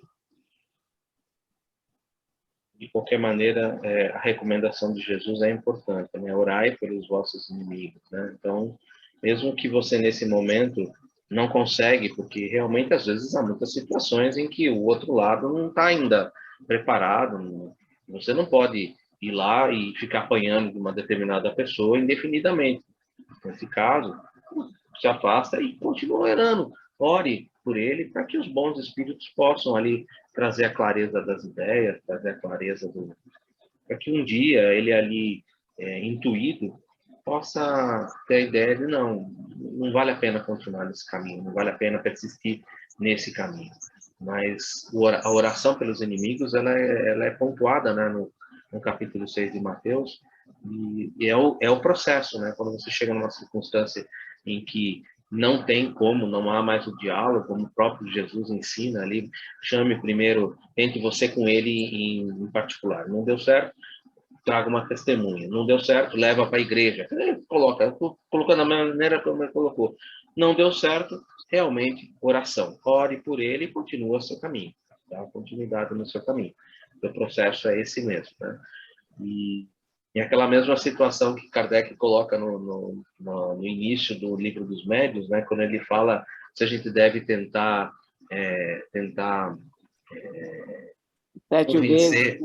convencer um incrédulo obstinado, né? E Kardec, o espírito Erasto, que responde, né? Fala bem assim, não, procurar aqueles que já estão ali favoráveis, né, para isso, e deixar esses outros que a própria providência divina, no momento oportuno, no momento certo, no tempo certo, vai os trazê-lo ao caminho, à senda do progresso, à senda da felicidade, né? Então, é o mesmo sistema, né? Procurar resolver tudo aquilo que dá para resolver, tudo aquilo que está dentro dos parâmetros possíveis. E aquilo que não for, ou continue orando, porque a providência divina, no momento certo, no tempo certo, vai fazer com que ela se aproxime, com que ele volte, né? Basicamente, é o que Jesus ali nos aconselha. Importante isso que você, a senhora Maria Aparecida, trouxe para a gente, né? Quando fala ali do perdão, né? O perdão realmente é o libertador. A gente vê ali claramente esse processo muito bem ali exemplificado por Rubem e todo mundo. Muito bacana isso. Edu, a gente está falando desse negócio do perdão, né? De não resolver as coisas agora, não deixar para resolver depois, né? Aconteceu um fato com a minha família. Minha família é bem unida, né? Uma família grande, italiana, e a gente sempre foi muito de se reunir, fazer festa, né? Enfim, nós nos bastávamos para bagunça, porque todo mundo gosta de falar, de dar risada, de brincar. E pela Covid, um tio meu faleceu. E que abalou bem a família, sabe? E ele, ele é o tio mesmo, né? Ele é o irmão da minha mãe. E a esposa, que também sempre é muito querida, eles não se davam tão bem, né? Então, brigavam, não se olhavam, discutiam, enfim, vira e mexe, eles estavam numa confusão de casal. E ele também é muito orgulhoso, ele também era uma pessoa, né, meio difícil, de um gênio complicado, entre eles, né, marido e mulher, com o resto da família não. E aí, quando ele faleceu, veio um monte de coisa, eu converso, né, vira e mexe, tento conversar com ela, apesar dela ter uma cabeça bem diferente, ela não acredita no espiritismo, né, ela é católica. Então, a gente começa a conversar um pouquinho e tentar ver até onde você pode, porque também a pessoa tem a liberdade de seguir o caminho que ela quer, a fé que ela quer ter, né? E, assim, você sente nitidamente que o arrependimento, sabe, se a pessoa estivesse aqui, seria diferente, a pessoa agiria de outra forma, sabe, as desculpas que seriam pedidas, as atitudes seriam outras. Então, assim, você vê, assim, parece que é um livro que você está lendo, sabe? E, do outro lado, ele também está sofrendo, né? Está muito apegado à família, está sofrendo demais com tudo isso, com os arrependimentos também dele, poxa, podia ter feito diferente, podia ter sido mais flexível. Então, assim, é nítido que a gente, assim, consegue sentir, entender, enfim. E quanto a gente sabe que não é fácil, né? O relacionamento muitas vezes dá uma truncada, né? Mas quando a gente consegue, até com aquelas pessoas que você não se dá tão bem, assim, porque não tem uma afinidade, você consegue ter um bom relacionamento, né? Isso é tão realmente gratificante para o coração da gente, do que viver num pé de guerra, sabe? Viver numa desarmonia, porque aí chega num momento desse, da desencarnação, você não tem aquela conta chegando, sabe? Aquele extrato chegando de tipo, putz, ó, deixou de ticar, sabe? Lógico que uma coisa ou outra a gente vai... Nós somos imperfeitos, estamos aqui para aprender. Mas é muito mais leve para nós, sabe? Uma coisa que outro dia eu estava comentando, eu falei, poxa, o tio foi... Mas assim, eu só tenho lembrança boa, de alegria, de um monte de coisa gostosa, de quantas vezes eu falei quanto eu gostava dele e tudo mais. Eu não tenho assim a sensação de tipo, puto, eu tenho pendência, sabe? Eu tenho uma coisa ainda, puxa, eu deixei de fazer, eu deixei de falar. E eu acho que isso serve para a nossa vida, assim como um todo, a gente poder ter uma reflexão daquelas pessoas que a gente não está assim conseguindo lidar muito bem, para ver o que a gente pode fazer. Eu sei que não está tudo à nossa compreensão e a gente tem que fazer, mas até onde eu posso fazer que fique uma coisa gostosa, né? Todos nós temos pessoas que a gente fala, puxa, essa pessoa assim desce bem, né? Mas, enfim, será que eu preciso ficar tão perto? Será que eu não posso ser uma pessoa que vem como visita e quando chegar eu trato bem, eu cuido, eu curto, mas depois aí se afasta, e aí, porque se você ficar sempre junto, talvez tenha um atrito, e como lidar com isso. Enfim, a gente tem que, eu acho que, se avaliar para ver até onde a gente vai e até onde vai os nossos sentimentos, para isso não nos atrapalhar, acho que quando chegar numa situação dessa, sabe? E uma outra coisa que eu queria falar é como esse capítulo ensinou para mim, sabe? Mostrou tanta coisa que às vezes a gente passa assim, meio que em branco, às vezes, né? No outro centro que eu trabalho, e que agora a gente está separados por causa da pandemia, né? Eu fazia um trabalho na verdade, eu ainda faço esse trabalho, né? Pelo menos agora, não sei ainda como vai ficar, de receber as pessoas, encaminhar para a sala, de passe, tem tudo, cada um tem a sua posição lá dentro, né? E aí, quando eu comecei a trabalhar lá, eu peguei, porque quem coordena é o mentor da casa que convida a pessoa para trabalhar. Tem gente que está há 5, 6 anos querendo trabalhar lá e não é chamado. Então, tem todo um esquema assim, meio diferente. E aí, eu senti assim, sabe? Tipo, pô, estou trabalhando, né? Mas não é, tem coisa para fazer, não é aqui, ou, sabe? E aquilo foi me dando um certo incômodo. E aí eu perguntava para outra moça, assim, quanto tempo faz você estar trabalhando assim, né? Recebendo as pessoas, colocando na sala, explicando, tal. Ela, 8 anos. Eu, vixe Maria, 8 anos fazendo isso? Sabe, eu pensei, falei... E aí depois ela começou a falar das coisas, da rifa. Então, ela teve um upgrade depois de 8 anos, né? Eu falei, meu Deus... E eu falei, nossa, é pecado pensar isso, né? Eu mal entrei, eu já estou com esse funiquito de querer fazer outra coisa, né? E ela está 8 anos fazendo e tá, né?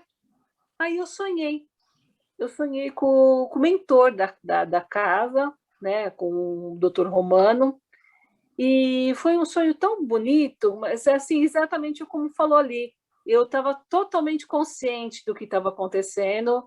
Eu estava no meu posto de trabalho lá no centro e eu vi o médium subir na escada, e às vezes eu via o médium e via o mentor, o médium, né, o Sérgio, e o doutor Romano, que é o médico que faz os trabalhos lá, que é uma casa de cura também, na Lapa. Acho que muitos devem conhecer o NEC, né? Núcleo Espírita Cristão.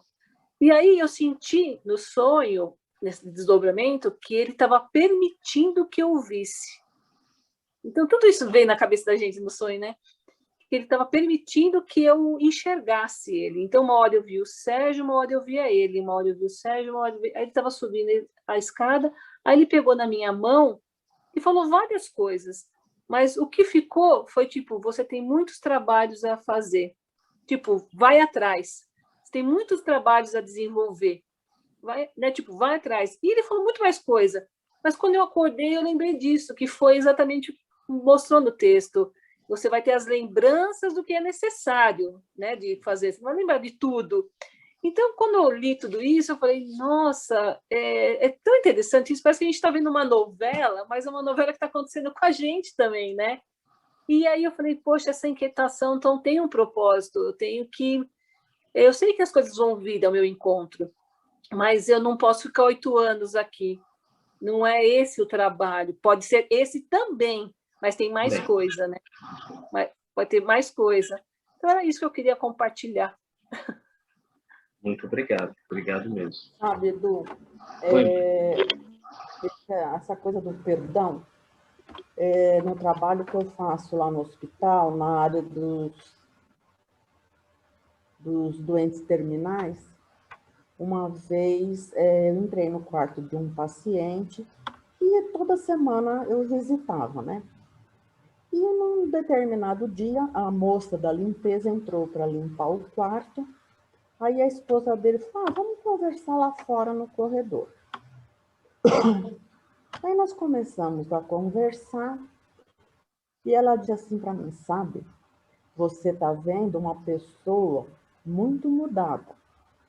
Eu falei, no quê? Ela falou, você não sabe o que eu passei na mão desse homem. E aí falou tudo que ele era, que ele não era, enfim. Ela falou, há uns dias atrás, uma noite, ele me pediu perdão de tudo que ele tinha feito eu passar. desmonta Assim, qualquer se dizendo arrependido, tal, se eu perdoava ele. Isso desmonta qualquer Aí eu um. perguntei para ela, falei, e você perdoou? Ela falou, perdoei. Foi de coração? Ela falou, de coração. Porque eu não quero que ele morra levando essa culpa. E eu não quero que ele morra e depois eu sinta remorso. Então, ele está perdoado, sabe? E agora ela me lembrou, né? Reconciliar com os vossos inimigos agora. Enquanto Né? você está a caminho com ele. Depois, De fato, pelas coisas que ela disse, ela é, assim, uma pessoa muito boa, porque é difícil, né? É muito difícil, pelo que ela me contou, né? Mas eu falei, olha, você teve um gesto nobre, porque realmente, depois que ele for embora, não tem mais como você falar, te perdoo. Então, o momento era agora mesmo. E depois, enfim, ele desencarnou e tal, mas eu acho que foi assim, para ela foi uma... Ela falou assim, olha, eu nem tinha rancor dele, eu nem tinha, assim, tipo, raiva dele, mas foi uma pessoa que me fez sofrer muito, me maltratou muito, né? o remorso Não que ele com... carregava no coração não teria nunca sido quebrado se não tivesse esse perdão. Não teria mesmo. Não é? A gente vê muito isso lá. Sabe, na hora final, as pessoas, assim, tomarem consciência, né, que vão embora mesmo Fechou, acho que o canal. Fechou o microfone. Mari, acho que fechou o seu microfone. Eu não escutei o final. fechou porque eu já falei tudo. Por isso que eu fechei. Muito bacana, muito bom isso, realmente muito bom. Edu, Oi, Nath. posso compartilhar uma coisa? Primeiramente, boa noite a todos. Obrigada, Márcia, pela sua experiência, ao compartilhar conosco o que você achou dos livros. Obrigada principalmente à Rose, que me fortaleceu ainda mais a mim mesma, as decisões que eu tomei. E eu senti muito que eu deveria estar compartilhando isso, porque assim, referente realmente sobre família é um pouco complicado, porque desde quando eu me tornei espírita, eu vejo que, assim, pela parte de mim, eu vejo, assim, que tudo me edificou ainda mais, e ainda mais nos valores que eu tenho. E eu vejo o quanto que o importante, nós, cada um, nós, como espírita, nós fazemos a nossa parte. Não precisa, tem às vezes, você ficar com aquilo na cabeça toda hora fazendo repetição de oração. O importante é você ser humilde no seu coração. E tem às vezes que você tem alguns problemas com familiares e você fazer sua parte e deixa que Deus vai, juntamente com os espíritos de luz, vai acrescentando aos poucos na vida das pessoas. Eu estou falando isso por conta do quê? Eu estou no momento, numa fase que assim, que eu logo eu tô para me mudar, eu vou morar próximo ao Sotrelv, então eu estou me organizando, me planejando para que isso ocorra, porque não tem mais condições de eu morar na casa da minha mãe, não tem mais condições de eu, porque essa já não é a primeira vez. Toda vez que eu saio, porque desde adolescente eu senti que eu deveria sair e seguir minha vida. E toda vez acontece alguma coisa para que eu volte. E para mim isso está sendo um grande desafio, porque eu gostaria, sabe, de poder viver minha vida melhor, enfim. E é uma situação muito complicada. E aí eu vejo que Deus, assim, juntamente com os bons espíritos, está me ajudando muito, está me fortalecendo muito, porque realmente vai chegar no momento certo, das coisas ser ainda mais acrescentadas na minha vida. E eu sou muito grata por cada um de vocês, principalmente a sua dedicação, Eduardo, conosco. Isso. E porque você nos ajuda muito a nos edificar espiritualmente. Eu sou só intérprete, né? O texto é o de Emmanuel, de André Luiz, eu apenas faço a interpretação, tá? A minha parte é a mínima, é apenas a da apresentação, nada além disso. Mas é muito importante, Edu. Eu falo isso, eu sempre compartilho por conta que se aqui neste mundo da matéria nós não tivéssemos pessoa como vocês que se dedica, quando a gente tira dúvida, quando nós temos algum aprendizado a cada dia, para nós evoluirmos também, cada um sabe de nós, e ganhando cada vez mais conhecimento, que é o que nós estamos aqui na Terra para nos desenvolvermos também ainda mais e ficarmos ainda mais próximos dos bons espíritos. E era só isso mesmo que eu queria compartilhar. E muito obrigada. Agradeço por você ter compartilhado com a gente. A reflexão sobre todas as atitudes ela é sempre muito importante. Não só a reflexão, como a ponderação, né? Muito bom ponderar, né? Kardec, em toda a sua obra, ele sempre foi muito ponderado, ele sempre foi muito equilibrado, né? Então tudo deve ser muito equilibrado, né? Deve se ponderar muito as ações, porque para cada ação, para cada causa há um efeito, para cada ação há uma reação, né? E a gente precisa ponderar para que a gente possa manter o equilíbrio em todos os sentidos, principalmente no âmbito familiar, quando a gente fala dos familiares mais próximos, né? Que no fundo, eles sempre têm por nós o carinho, o amor do mãe, do pai, e a gente às vezes não compreende bem, né? Como é que é isso, né? Só quando a gente é mãe, só quando a gente é pai que a gente compreende bem o que é ser mãe e o que é ser pai, né? Eu mesmo hoje sou pai de uma menina, uma mulher, né, 16 anos, e de um jovem de 21 anos, mas só mesmo quando eu enfrentei, né, a paternidade, é que eu consegui um pouco compreender mais o que é esse um amor de pai, um amor de mãe, é algo diferente, e que quando você está ali como filho, você ainda não tem a paternidade, você tem um pouco de dificuldade de enxergar isso, porque em muitos momentos você vê com uma visão muito superficial. Mas quando você é pai, quando você é mãe, você não quer que o seu filho passe por algumas coisas que no passado você já passou e que de alguma maneira te fizeram sofrer, que te levaram a desilusões.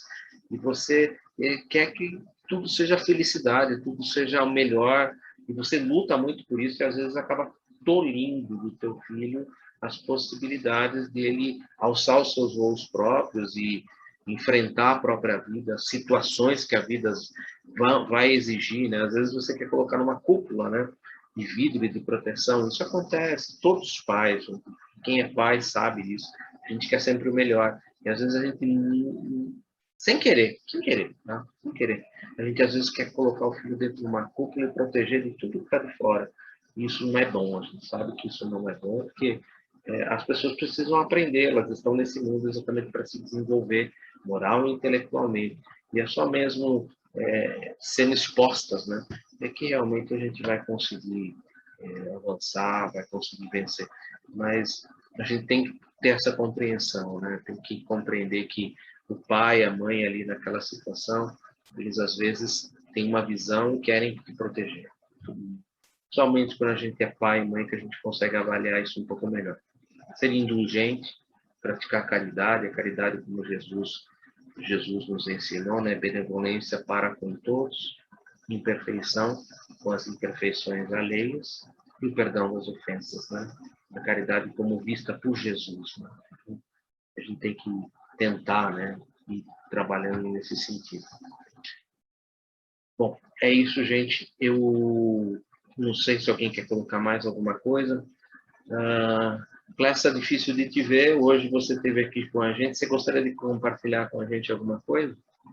Clécia, eu gosto muito de convidar ela para compartilhar, porque eu tenho por ela muito... Desculpa, Clécia, falar isso publicamente, mas eu gosto muito da forma como você pensa, como você raciocina. Ela lê muitos livros que eu nem eu leio, né?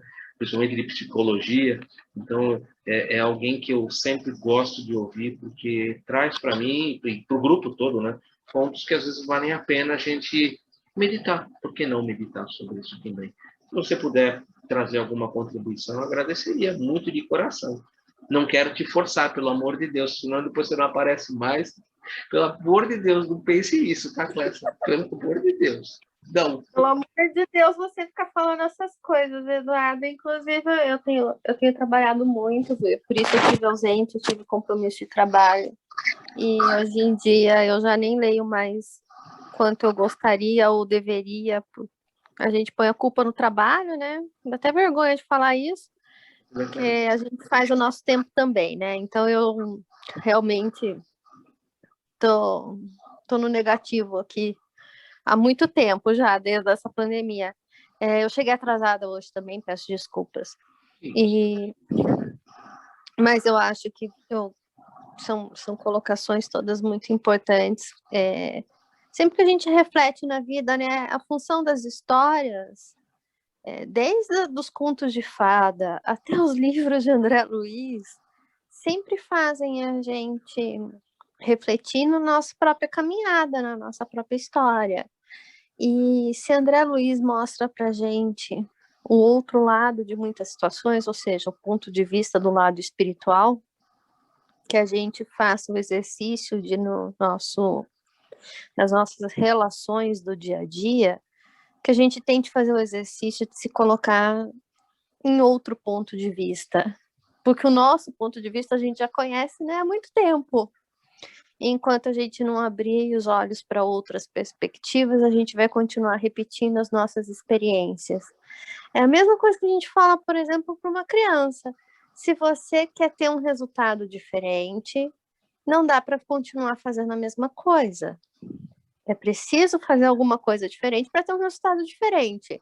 Atitudes iguais trazem o mesmo resultado de antes. Na nossa evolução, eu acho que a gente está no mesmo resultado. Eu estou no mesmo resultado há muito tempo. Está na hora de dar uma pressadinha, né? Isso não significa sair correndo, devorando livro. Isso significa que eu pense para poder praticar.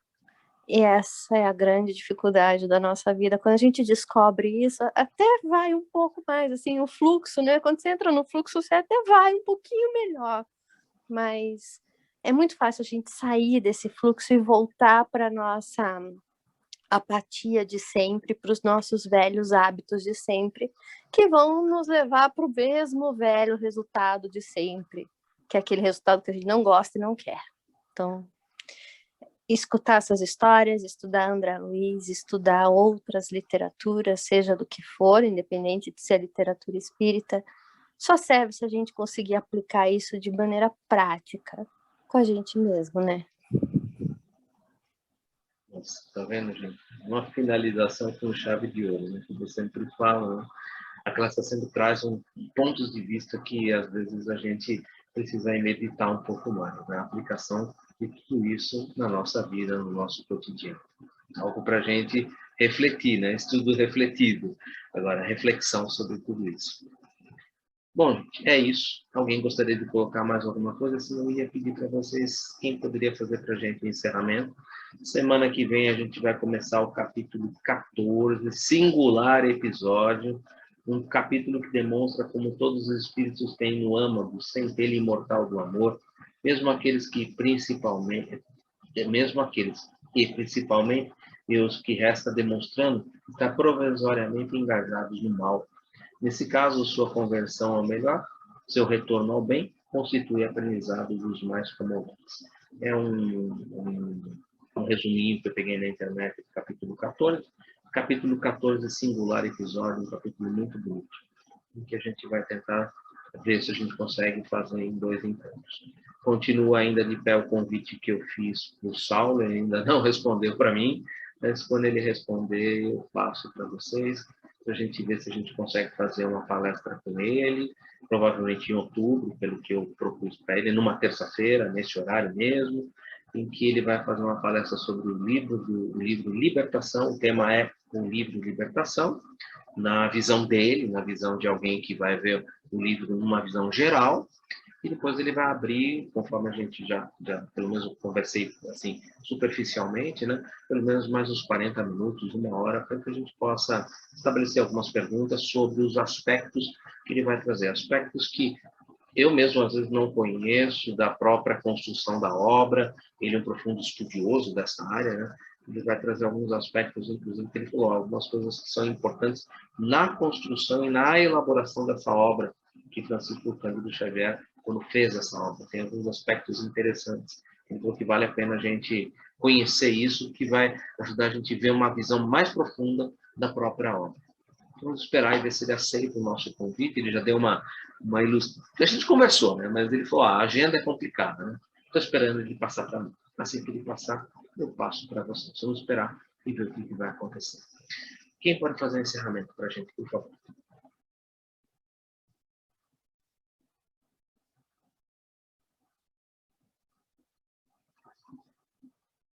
Eu acho que a Meg podia fazer, né?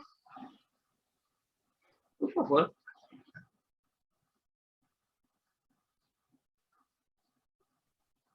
Tô quietinha, peguei o trem andando, sentei na janelinha. Eu acho que esse livro é igual ao final de novela. No final vai se esclarecendo tudo e tudo vai ficando lindo, lindo. E cada um vai se colocando num lugar, né? Tem um poema da Maria Dolores que eu acho que dá bem com esse momento de hoje. Então, eu vou falar sobre ele, tá bom? É uma psicografia do Chico, intitulado Trabalha, Espera e Confia. Ah, coração fatigado, na aflição que te vigia, nunca te percas da fé. Trabalha, espera, confia. Por mais lutes, mais avances, em triste espinhosa via, não esmoreça contudo. Trabalha, espera e confia. Cada hora te parece nova dor que se anuncia? Não te afundes na revolta. Trabalha, espera e confia. Já não sabe o tamanho da prova que te assedia? Mesmo assim, prossegue à frente? Pois trabalha, espera e confia. Encontra a cada passo desprezo e descortesia? Desculpa, sempre servindo mais. E trabalha, e espera, e confia. Entre os seres mais amados, padeces desarmonias? Não faltes a paciência. Trabalha, espera e confia. Sonhaste calma, aventura e sofres em demasia? No entanto, aguarde o futuro. Trabalha, espera e confia. Não temas teu desespero. Toda sombra é frigidia. O sol brilha, a nuvem passa. Trabalha, espera e confia. Para a cura de ansiedade, angústia e melancolia, use sempre a receita. Cada manhã Deus te fala, na bênção do novo dia. Então, se queres felicidade, trabalha, espera e confia. Gente, é o capítulo de hoje. O que é o capítulo de hoje? É paciência, é resignação, é trabalhar, é esperar e é confiar. Porque a atitude tomada depois que você sabe do assunto é muito fácil. Faça, tenha uma atitude sem saber o que é o assunto. Muito mais complicado. É filho teu? Foi seu pai? Foi seu caso? Foi sua mãe? Quem sabe? Trabalha, aceita com resignação, espera e confia. O tempo é senhor da razão. Tudo se resolverá. É isso que eu termino com a linda aula sua de hoje, Edu. Muito obrigada, viu? Muito legal. Bom, gente, uma boa semana então para todos. Muito bonito, realmente. Encerramos realmente com um poema de Maria Dolores, uns poemas lindíssimos de Maria Dolores. Trabalho, espera e confia. Semana que vem estamos aqui novamente juntos para dar continuidade no capítulo 14. Muito obrigado a todos. Se Deus quiser. Boa semana para todos vocês. Com paz de Jesus no nosso coração e em nossos lares. Muito obrigado.